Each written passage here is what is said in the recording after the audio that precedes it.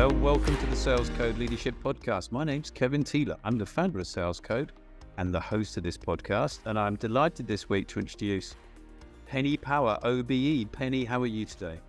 I'm really happy. I'm really excited about this conversation. You're a real sweet spot for me. Well, absolutely. We're gonna talk a bit about in a few minutes about community and servant leadership, aren't we? We are, but also sales. I love that my career started in sales, and I've never really left it. Well, that's good because it is the Sales Code Leadership Podcast. Well, it's a difference to anybody listening. I think have you got her head up at bottom? Yeah, I mean, for full disclosure, the listeners should know Penny and I've known each other for about 30 years. Yes. You met me. I was a young man wearing short trousers, selling computer terminals to a company in Bracknell called Bitech Peripherals. It's all It isn't it? Were you the sales director or the sales and marketing director? And what we met, because I was 19 then. Just want to make sure I don't study younger than I am. Crumbs, But I did. I started off at Bitech, sales, and then the IT sector so it was in 1983, went crazy, didn't it? Mm-hmm. It was all sort of just a joy for anybody wanting to build their career and ambitious people. So I sort of did a circuit around a few different companies and then came back, invited back to be sales and marketing director of the company. Which I learned quite a lot in that time. Oh, those are the boom times. Many people listening to this podcast will not be aware of the IBM PC, disk operating systems, Windows 1, probably Word Perfect. Anyway, we'll not go into. We could disappear down a rabbit hole if we carry on that one. You eventually went on with your husband Thomas Power to found the world's first business social network, eAcademy, in 1998, which I think was several years before LinkedIn. Is that right? It was. It was 4 years before. Reid Hoffman, the founder of LinkedIn, was on our platform, actually, as one of our members.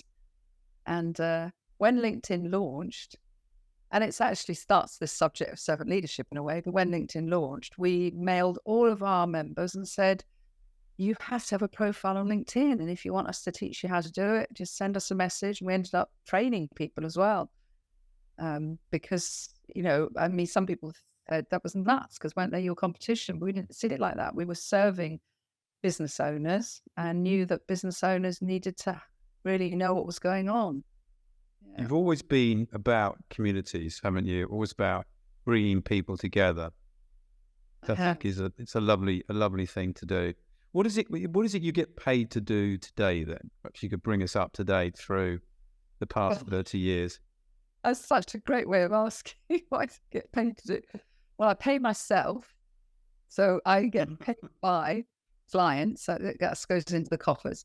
Mostly to be part of our community. So we run a business community for business owners who are experts in their field. And it's called BIP 100, which stands for Business is Personal 100. 100 means there will never be more than 100 experts in the community. Very hard to get to know more than 100 people intimately and be able to build that trust. And we went for experts because I think you can only be as good as the experts that you hire. That's why you do so well as an expert in sales yourself. And I think finding good experts is really hard.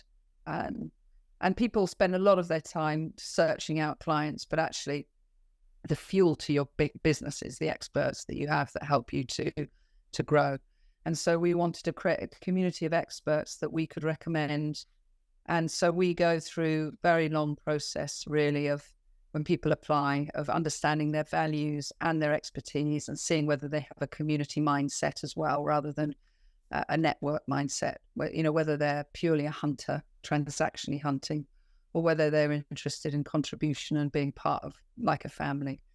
So that's what we do in BIP 100. And then we, I suppose, when we first kept banging on to the point of, making ourselves quite sick with it, about the importance of community of networks, we built Academy, which we can talk about, and we have become established experts in building community because we don't just talk about it academically. We know what it takes to build a community.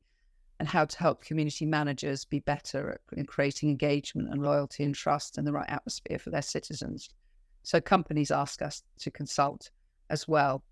And that's interesting as well. So we do both those and a bit of public speaking, and I've written a couple of books. So it's quite nice, but it's all around this, business is personal, and how do you create intimacy and long-term engagement, long-term relationships, which will be in parallel with what you're teaching people. How do you open the doors and build a relationship with your clients? And that's what we want to help people do, but through community. And along the way, you picked up an OBE from the Queen, our late Queen Elizabeth II. I know, absolutely amazing, isn't it? Did you get that at Buckingham Palace?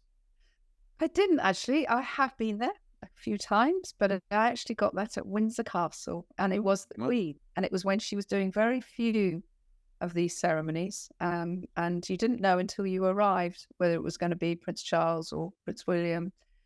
And I actually got the Queen in 2014, which is a very, very special moment in my life. Yeah. Oh, how lovely. Really special.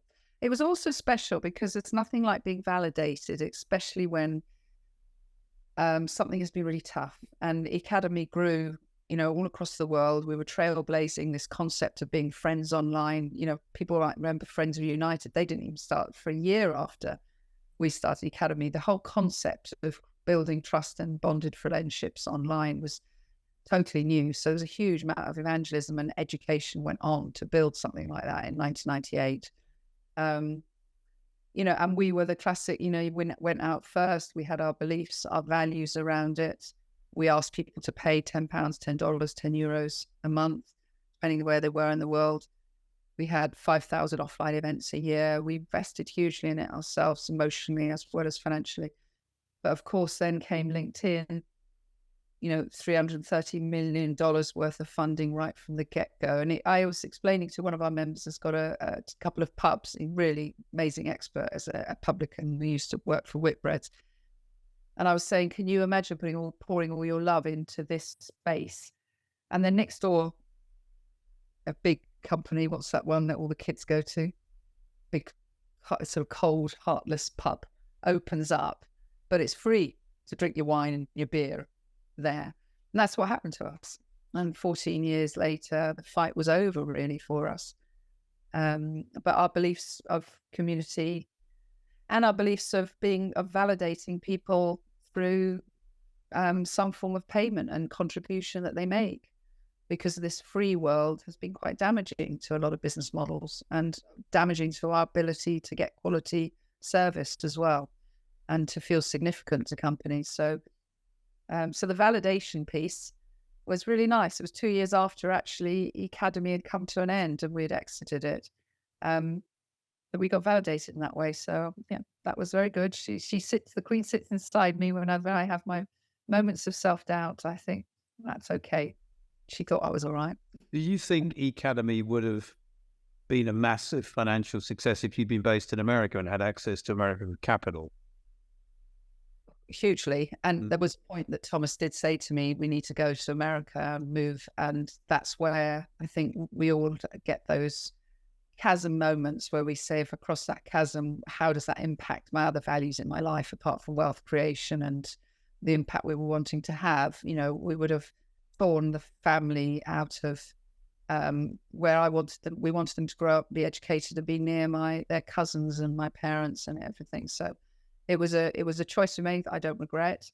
I also think, a lot of people who have got investors, I've experienced some fairly toxic investors after Academy. And I think America way of networking is very different to the British and the European way of networking. In fact, we have American members that join BIP 100. It is much more of a transactional, testosterone-driven world in America, and I don't say that in a disparaging way about them. I think if you look at the history of how they built America, it's quite incredible. So we would have had to have changed our values to suit the way that the investors would have wanted to build it. They would have wanted us to build a LinkedIn type of business, which I'm on LinkedIn and I think it's brilliant. And I think to have the skills on LinkedIn is very important. But people say, I use LinkedIn. It's a utility. Whereas we want to say people have a sense of belonging. And a sense of belonging to something is a human emotional need. You know, if people know Maslow, it's right in the middle of that pyramid. Mm-hmm. We need to have connection, love, and belonging in our lives. And it's harder and harder to get that. And well, I think especially in a group as big as LinkedIn is now, I mean, it's just impossible, isn't it? Whereas with BIP, 100, I mean, 100 is approximately the size of what used to be a village. Yeah, it is. Couple of 100 years ago, maybe, where most people grew up with a sense of belonging. So you're trying to create that village kind of atmosphere, I guess. Yeah, and it's a really good metaphor, that. In fact, when I'm onboarding and teaching people about how to be a citizen of BIP 100, and I use the word citizen more than member, is if you think of citizenship, you think citizenship is about contribution, and it isn't just about me, and it is about contributing to others, but also willing to accept contribution from people as well. So that's that vulnerability piece. And what we've found is we've set up this village, and you curate the right people into the village based on their values and their expertise and their wisdom. But we also say to them, okay, well, our part in this village is we've created a pub for you to talk about with one another. We've created a few events for you to get to know one another on Zoom or face to face. But what's missing? And in a village, somebody might say, well, why isn't anybody playing cricket? Or why isn't anybody doing tennis? And then they will step forward. Why isn't there a nursery school in here? And so what our citizens do is they say, I'd like to lead an AI discussion. And they have a channel to do that and an event on our diary to do that. Or I'd like to lead a channel around well-being, and I'd like to. And so the citizens, they are as very important. And if you take it to a pub, think about walking into a pub. When a pub opens its doors, the landlord is critical. So Thomas and I, as the landlords, very important to make sure you create the culture and the atmosphere and make it right and feel good for everyone. Eventually, actually, the landlord becomes less and less relevant because the people that you come to see are the people in front of the bar. And that then creates that sense of significance to everybody in it, sense of contribution, growth and innovation from one another. But it also enables Thomas and I then to spend our time growing the wealth of knowledge and experience within it, and also helping those citizens to become stronger and more known in the world. And so I'm I'm a real purist about the subject of community. A lot of people, it's become a bit of a meme. A lot of people are rebadging things like networks or masterminds or, masterclasses, communities. And when I spend time with them, I say, okay, that's really good, but where's the community piece? And they look at me and say, well, what do you mean? I said, well, where's the citizenship? Where's the sense of contribution, significance between the people inside the community? And they can't answer that because most people are setting it up as a way to lecture and teach their knowledge. That's not a community. That's a phenomenal masterclass. So I'm really banging the drum for how to run powerful communities, because a lot of people run communities and then they get very little engagement. They think well, you're not encouraging engagement. So it's a subject I really love talking about. And it is a subject that when I could track back through my life all the way to, I think, to about 7 or 8 years old, how I was destined to build community. Well, that was my next question. Is this the career you had in mind when you were 16? Not at all. I wanted to be a physiotherapist and work with cerebral palsy children. Really? Yeah. I had absolutely no intent to go into business. And I went into biotech that you mentioned while I was working in a pub. I'd failed to get into physiotherapy on academic reasons, and I was waiting to study psychology in the university in London. I had this forced gap year, and I was working in a pub in Newbury just as Vodafone were opening, which is incredible. There were people flocking in for their pints of beer. Mobile phones, exciting time. I know. This was sort of 83, 1983. I was 19, and a headhunter, a brilliant lady called Barbara Aylan, came in. She used to always sit at the bar at lunchtime, and she said, you should be in sales. And I said, well, dear, no, that's not for me. I want to do something that's contribution. Something meaningful. Yeah, I did. And she said, no. She said, if you're going to uni, you need to make some money. So she placed me in telesales in biotech. And I don't know whether I'm going on too much. But no, you're not going on too much. Well, I'm moving on to this selling and leadership are the two main topics of this discussion. So let's get into. Well, I was sent to the Linda Wood telemarketing training course in Monmouth in Wales. Good. And I had never been away like that. And I can remember this train journey and being really scared. It was over Valentine's Day, and my new boyfriend and I weren't going to see each other. I remember really vividly. And was this Thomas, or was it when there was a no? Word. Okay. And arrived at this really scary, it also looked like a castle. And I thought, I'm never going to sleep in this place anyway. And in these classrooms was taught telesales, and it was like scripted, and it was very high tech stuff. I see is definitely not high tech, high formulaic stuff. And I thought, this is really not natural to me. And I was just panicking. And it took me back to my, being in school, being told I had to remember a Shakespearean poem or something. It just sent me into real trauma. And I came back to work, and I just didn't think I was going to be able to do it. And I used to pretend to answer the phone. Oh, it's ring out. You had to ring out, and was really scared. And then one day, this guy called Roland Hewlin, and he had a dealership in Tolworth called Data Systems Electronics. Funny if you ever heard this. He answered the phone, and he had this really gravelly, coffee voice, really sounded shit. And I said to him, "You don't sound very well." And I thought, well, that's not on my script. It's a bit like Phoebe when she does that thing in Friends. I don't know whether anybody's watched that, where they're selling toners. Supposed to follow a script, and this guy's telling her he's about to go and commit suicide. She carries on following the script. It's a very funny sketch. Yeah.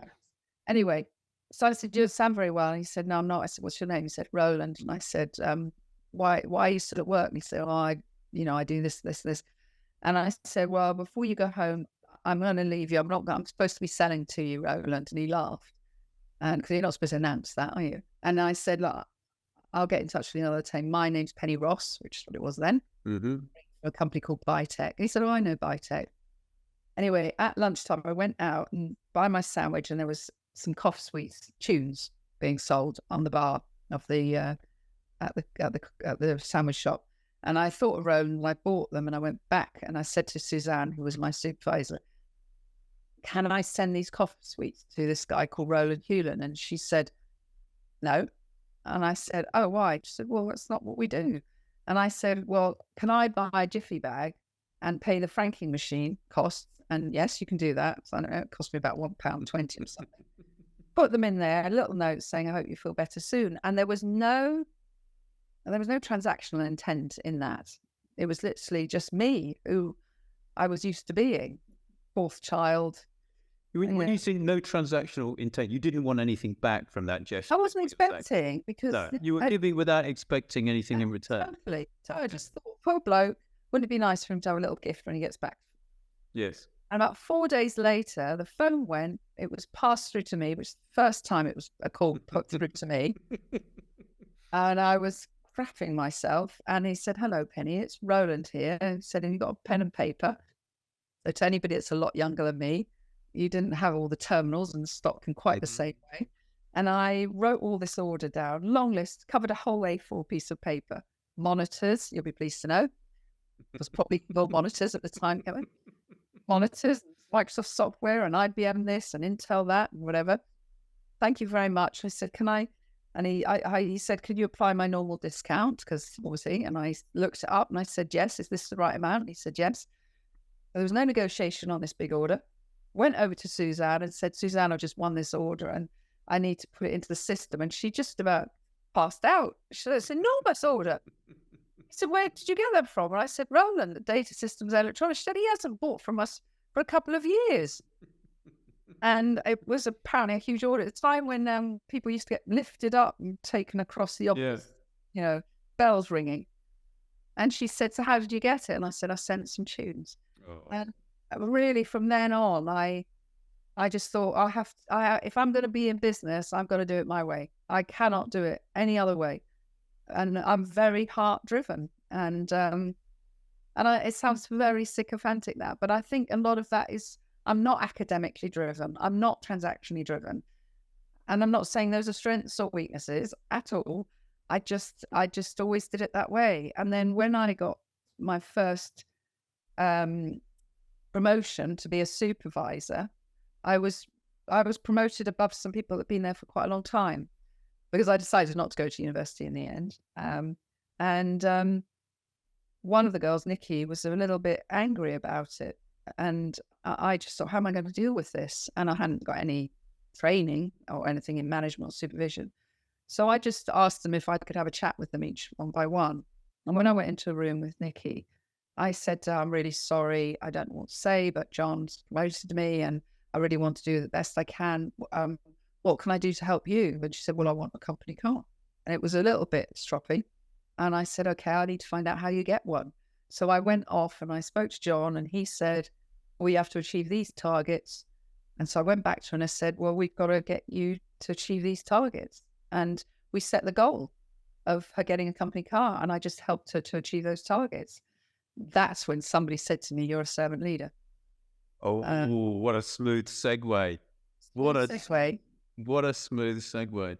And it's a book for anybody that's watching this or listening. It's called Servant Leadership by Robert K. Greenleaf, written, I think, in 72 or something like that. The journey into the nature of legitimate power and greatness. And there are 10 core principles of servant leadership. Number 10 is build community, which is interesting. And that was it. And I think the nicest thing about that is I was just allowed to use my natural strengths, I suppose. And if we can tap into our natural strengths, then we can shape great careers for ourselves, I think. Well, it's a big topic of mine, as you know, because I'm the Clifton Strengths Coach, the world's most popular psychometric talent assessment. There you are. Most people don't know. Most people, and 30 million people have taken it. Absolutely. And I'm one of them. Yeah. It's quite hard to become one of the licensees for that.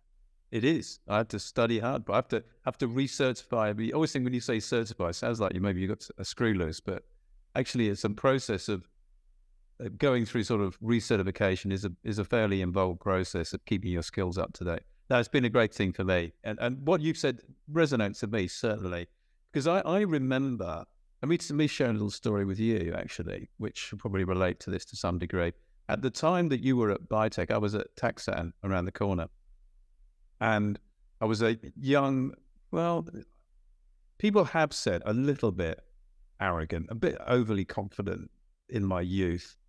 I hired a chap called Keith Tolbert. He's cleared for takeoff, Keith, because we have spoken about this. I've read for Keith. Keith was, I thought he was very old. I think he was 40 when I hired him. Wasn't he ex-Amstrad? He may want to be. Anyway, the reason I hired him is he came into my office and opened up a pilot case, one of those big briefcases. And when I said, why should I hire you for a sales job? He put this trophy down that he was the top salesman at his last company. I thought, well, that's ballsy, frankly. So I hired him. And then, even though I wasn't even sure we were going to get on very well, and we didn't, he came to me after he'd been working for me for 3 months, demanded to sit down in my office and talk about why we weren't working well together. And I was like, okay, well, I'm not sure this is the way it's supposed to work, but anyway. And he said to me, Kevin, you can't manage everybody the same way. And that sort of stuck with me. I saw the penny dropped. Sorry, that was intended to be a pun. I don't do that very often to people. You've heard that a million times. But the penny did drop, you see. And I was like,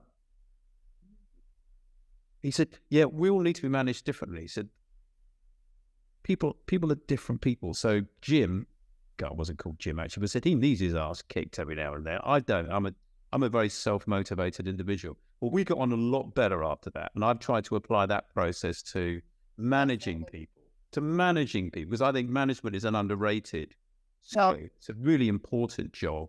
You were talking about that transition when you became a supervisor, which is like a first-line manager.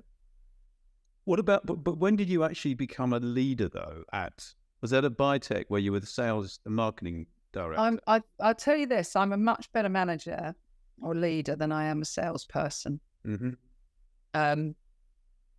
Yeah, I would say. And well, I had the supervisory role. Then I was approached by a very small company, but offered a field sales role. And, that was the goal. You got to get out into the road and do field sales. But that company was owner managed, and we were selling Olivetti equipment, and he was it was his money and we were using rooms in his house. And he used to, I had to go and beg for my pay at the end of each month. He had to go up and justify why he should pay you for the month. It was just a difficult man, actually. And I then got approached to join a company called One to One, and it was the first electronic email packages, and that was in 1980. How old was I? 86. I was probably about 22. Yeah. And then I got a proper field sales tough job. And what was funny about that one that I learned in sales was I had a day being taught about what email was, and none of us knew what email was in 85, but this was Pacific Telesis, and they had these huge computers, switching machines or something. And I sold in what looked like a Betamax video case. It just had a piece of paper with the email address on it and some instructions. And you sold it with an acoustic coupler. Do you remember? You remember those? Yeah. And I had it all in my boot, and I'd sell 50 a month. And once you hit 50 a month, then the commissions really ratcheted up. So I went down to Southampton to a computer dealer. There were 5,000 computer dealers in the country at this time. So you knew who you needed to target, and I knew my area, my location. And I didn't know what this thing was. I was selling. I didn't understand its application. So I was invited, the owner of this computer dealer gave me this sort of 15 minutes in his diary, but I was sitting in reception on a sofa. Those hideous experiences for a salesperson when you're not given a room. And I just turned to him, his name was John, and I said, John, I'm really embarrassed, but I don't understand what I'm selling. And obviously, being a young girl, I suppose I must be able to exploit that in some way. And he said, oh dear, that's very tough for you. Let me teach you what it is. So I sat there, and he taught me the product. And at the end of it, I went, you sound like you really love this. He said, I do. And I said, how many are you going to take? He said, how many you got in your boot? And I said, 50. He said, I'll take all 50. You see, then that brings back to the, actually having product knowledge is not always an advantage. I coached, in a way, do you know what? I always believed, and I love that you do this. I believe every sale is a coaching opportunity. And that's where I really learned so much about that. And see, you think about where we are now in sales, right? Since this wonderful thing called the internet came along about 20 years ago, we're now at a point where even 10 years ago, according to CEB, we're now owned by Gartner, 57% of the buying process was expired before the buyer even spoke to a salesperson. So actually, because the stuff that they've done is really they've got the product knowledge, because you obviously if you've got a half decent website, it's got to be up there. So actually, the seller's role isn't so much. It's not so much about what you know, or what you sell. It's about how you sell. Yeah, absolutely. Which is what you're talking about there. That whole coaching approach to selling. Yes, absolutely. It was. Yeah, I mean, and again, that was just something I learned. Well, I didn't have to do much talking. He did all the talking. And that's the thing, isn't it? You just, so many people, and I've been bad at this myself. A few years after Academy, I was trying to build a concept called the Business Cafe, which is like community on the high street for business people instead of sitting in Starbucks or Costa. I worked for 4.5 years trying to get an investor. And I was the most moronic person the way I did it, because I was basically selling, but I never thought of it like that. You're selling shares. And I went in with the bag full of features and benefits. And whether they were interested in them or not, they were bloody well going to hear it. And I was rubbish. I look back with such embarrassment. This is me as a mature woman over 50, built a couple of businesses, still falling into that trap of thinking they've got to hear all my features and benefits. And it's so easy to just forget the real basics of sales. Well, I think, yeah, you're absolutely right. And what you do realize, in fact, is it's really not what you say. It's what the customer says that's most important. Totally. And what their pains are. If you're not matching their pains at that particular moment. Yeah, absolutely. I think often in sales, we get hung up on how we do what we do. I mean, I'm banging on about stuff, banging about Clifton's strengths because it's great, but actually people aren't buying psychometric talent assessments from me. They're buying improved performance. What they want to do is unlock more value in their sales team. And that's one of the ways in which I can do it for them. So you're absolutely right. Hit the nail on the head there. Well, listen, let's talk about leadership then. We've talked quite a bit about selling. Yeah. What about what is leadership for you, Penny? It's always about how can I help other people grow and be successful by whatever their personal definition of success is. And so this book, if anybody's watching this as a video as opposed to hearing it, you got my book there, Business is Personal. Well, hold it up. Let's have a look. Where's the business? Well, the actual book, please, this is the cover here. I have to get up from my seat. It's okay. You can get up from your seat. Can I get up from my seat? Of course you can. You might see that I'm not wearing anything. You seem to be tired. I think we're okay. Oh, it's all right. I do have jeans on. So business is personal. Okay. Be the leader of your life and business, the strap line. Right. And, you know, the actual mantra around that is actually, it's not personal, Penny, it's just business, isn't it? That's what people actually say. And it's so, I think it's just so not true when I hear somebody say that. It's, you know, business is incredibly personal. I wrote that from an entrepreneurial point of view of how personal it is and the journey and the challenges and the self-development that I had to do to grow my resilience, my tenacity, understand how to have boundaries, understand how my self-worth. I didn't realize, my daughter said to me, you've got self-esteem, Mum, but you've got very little self-worth because it had been really damaged. Well, started off being damaged probably in childhood, but it was very damaged with when Academy failed, or however we call it, went down. Because you had your sense of self-worth wrapped up in that business to quite a large degree. Our entire identity Yes. was wrapped up in it. Yes. So business to me is hugely personal. And I think what's interesting now is that is becoming a reality where leaders, you know, they can't be autocratic and they can't not care about their clients or their staff, their team. And it must be a really fine line between I can't alter the business's trajectory based on the fact that you've got challenges at home. And I really relate, I understand that. And I've never allowed my challenges at home to impact my need to build the business and serve my clients to the most unbelievable extent. My resilience has had to be that way. But then also I had to learn how to have the right boundaries, because I am a classic rescuer. Not good. I am a classic, I have the overdone strength of caring, but then that can be overdone by rescuing people. I don't have much boundaries around if somebody is in a lot of need, of giving myself time away to them. And that's not going to be able to create a sustainable business. And having been through the experience of Academy and having to say to 650,000 members that felt it was their home, where their content, their connections were, we've got to walk away from this. We can't keep it going. I realized that as a leader, you have a very strong responsibility to make the business financially sustainable. And so that was meant, well, actually, in my way of serving my clients, but I also have to serve the business.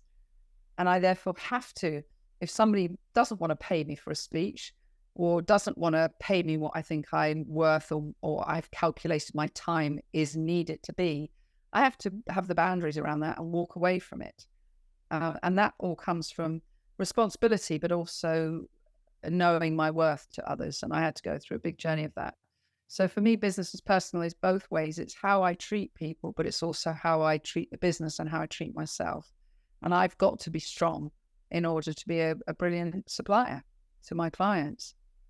So yeah, it's a bit of a philosophy, my belief around business being personal. And it sort of rolls off the tongue, but it actually is the juxtaposition of what most people say. It's not personal, Karen, it's just business. And immediately you hear that, you think, well, I'm in for hell. It never feels like, I remember the first time I had a redundancy notice. I think that was kind of the line that was issued to me. And didn't feel like that at the time. Felt like getting hit by a steam engine. first time I was made redundant, because I was so involved. I didn't have any ownership in the business I'm talking about here, but I was so involved in working for them and with them that it certainly felt like a hell of a shock. So, yeah, it's a bit of a weak line. Business is personal. I think if it's not, you're not getting the best out of people, are you? Not at all.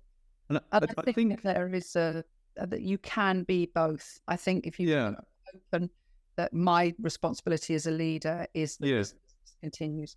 I had another lesson in Bitech. I had this lesson big time when we had 6 regional offices: Glasgow, Warrington. Don't know whether you remember this, Harlow. Oh, I remember them all. I've driven to all of those in my Yeah, Vauxhall exactly. Cavalier SRI.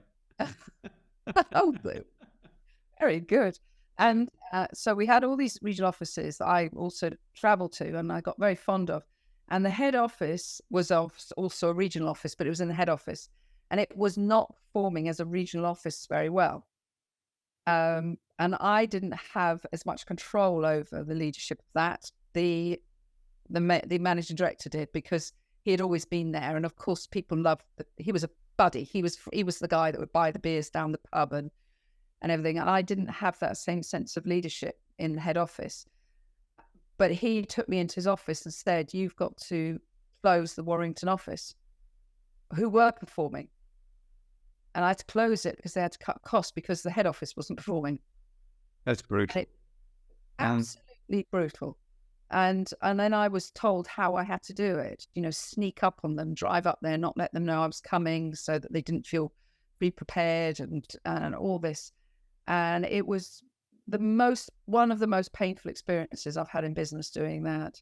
And the guy who ran it was a brilliant guy, Richard, and he had a family. And to go up, and Lorraine, who I adore to this day, who was a supervisor, and telling them that when they were 120, 150% of their targets. And so we do, as leaders, have to say to any member of staff, I have a responsibility to keep this business employing and serving as many people as possible and at a high enough quality to clients to ensure that they're not going to leave us. And so whilst I care deeply about the fact you're going through a divorce or you've lost your mother, or I care deeply, we have to find a way for you to know I care and it's significant to me, but for you still to be able to function. And I think that's where this whole well-being and the business needs can be brought together. And the way I encourage companies to do it is for people to have a community mindset around how they care for their staff. And it almost sits in parallel to the business needs. And you can say, I've had to do it with my husband. I've had to say to our children growing up, this is me hating your dad at the moment in my business life, but loving him as a husband and as a father of your children. We can sometimes clearly differentiate the roles that we have. And I think leaders have to be able to do both. Tough ask. Hmm? It's a tough ask. It's a very tough ask.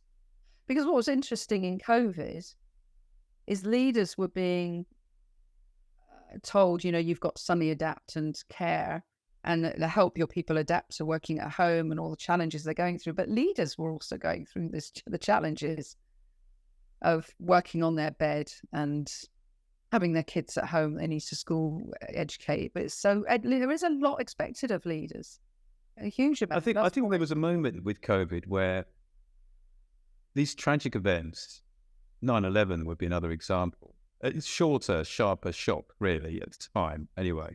Although with much longer reverberations than COVID, I think, in all honesty. It's a bit of a mental reset for the way that we run our lives and what we really think is important. And I hope we haven't lost that already with COVID, because that was the only good thing that came out of it, was a reconnection with humanity, wasn't it? It was. Do you know, Tony Robbins talks about 6 emotional human needs. So you can Google that, anybody. I'll try and remember them all. But one of them is significance. How do you as an individual feel significant? And of course, when we just network or we are remotely connected to a company, it's very hard to feel significant, because significance means I'll be missed. The second is a need for contribution. We all need to feel worthy of contribution, but also give it. Another one is obviously to feel psychologically safe. Another one is to feel we're growing. Another one is to feel that we have variety and we're innovating. And another one is to feel that we have certainty. And so there are these emotional needs that we have. And the other one is love and connection. So these are emotional needs. And that's us being seen as a human. And that's why I build a community, because I feel that if we can, and I wrote in 2001, I wrote a blog called Emotional Wealth Leads to Financial Wealth. And I think if we can make our teams, our clients, anybody feel emotionally strong, they can cope with challenges. And to me, if you can teach a leader to be emotionally strong and they have emotional intent towards their staff and their clients, then they can achieve the financial needs of an organization. So you lead a very busy life, don't you? I'm fascinated to know, what is it you do to unwind at the end of the day? Well, I start my day having a personal training session in the gym. And I like it being a personal trainer session because that way I can't be too tired. So that's at 7:30 in the morning. Can't be too tired for it because I've paid. I sort of direct debit every month. So a lot of money going out. It's a big part of my spend. I'll spend money on that rather than new clothes because that's my longevity. I will definitely be working well into my 70s. Financially, I'll have to. Only because you love it, Penny Power. I love it, and I will have to financially as well. Tom and I've been through major challenges as entrepreneurs back, when we had Academy and the investments we made. So I start my day well, and I think that's really important. I actually enjoy the coaching of my son, TJ, who does wellbeing coaching. So TJ Power, he's on Instagram, and he is a neuroscientist and teaches how we manage our mental health through neuroscience. So how do we manage our dopamine levels, our oxytocin, which is our need for connection, our serotonin, how do we keep calm, and our endorphins, our happiness side. And so I get a lot of coaching from here every Tuesday for our clients. We have that, and Thomas and I love it. And that really is a huge foundation. Hannah, our daughter, coaches on flow, which is really interesting what she teaches us about how to align our businesses. All our clients do this to what makes us happy and be in flow. And so those are some really important foundations. And my physical and mental health are really important to me as foundation for my day. And in the evening, when we finish, I'll make some for a meal and then I will chill in front of telly. And I love the telly. What are you watching at the moment? What's your favorite program? I love Succession. Okay, right. Yeah, Brian Cox and all that. Yeah, I love that. A variety of things. I do Billions was great. Yeah, and a variety of things. I love reality TV. So I'm not one of these people that I think they're too clever to watch TV. Yeah, that is. Well, listen, we got to bring this in for a safe landing. It's been a fantastic conversation. There's just one last question. There's always one last question, and it is, what's the one thing you wish you knew when you started your career that you picked up along the way? I think it would be how much resilience I would need. And my parents, who are born of the silent generation, so we're the baby boomers, arguably, maybe the millennials, depending on where the date cuts off. My parents' silent generation were not hugely emotional in there. They were very much acts of service was a way of showing love. But they never said they loved me or were proud of me. My dad came to get the OBE with me and he never said it. My parents, I think they gave me a superpower by not being very loving, actually. They gave me a lot of resilience. And I think business requires huge resilience. And so I think that's what I would, just be aware of, that is a journey, not a destination, and that you are going to need, Penny, age 19, when you look ahead, you're going to need a lot of resilience. You're going to have to adapt, pivot, and I am the queen of pivot, and just constantly watch the markets and keep your ear to the ground. And I think I've learned that along the way, and that really has helped me to survive through a lot of bumps. Penny, it's been a lovely conversation. Thanks so much for your time. It's been great being interviewed, you and anybody that's listened all the way through. I am very, very grateful. Thank you very much. Absolutely. Thank you to the listener. Do leave us a review if you like what you've heard. It helps to boost the listenership enormously. Yeah.